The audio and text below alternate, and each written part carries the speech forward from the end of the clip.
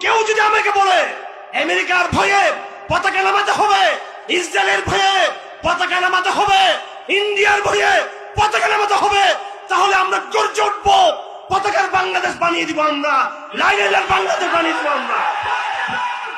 ঢাকা বিশ্ববিদ্যালয় কালেমার বিশ্ববিদ্যালয়, এই ঢাকা বিশ্ববিদ্যালয়ে যদি লেনিনবাদের চর্চা হতে পারে, ঢাকা বিশ্ববিদ্যালয়ে যদি মাও সেতুরের চর্চা হতে পারে, ঢাকা বিশ্ববিদ্যালয় ওসামা বিন লাদেনের নাম উচ্চারিত হতে হবে সেখানে, মোল্লা ওমরের নাম উচ্চারিত হতে হবে সেখানে।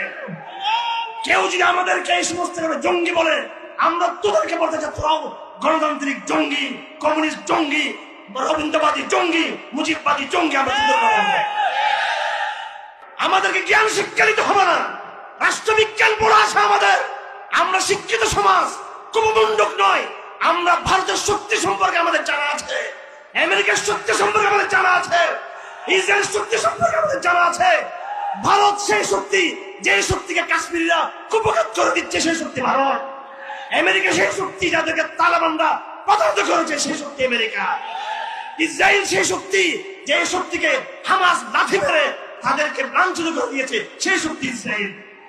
তাদের ভয়ে, ভারতের ভয়ে, আমেরিকার ভয়ে যদি বলো পতাকা নামাতে হবে, আমি বলছি সে পতাকা নামবে না, সে পতাকা উত্তোলিত হবে।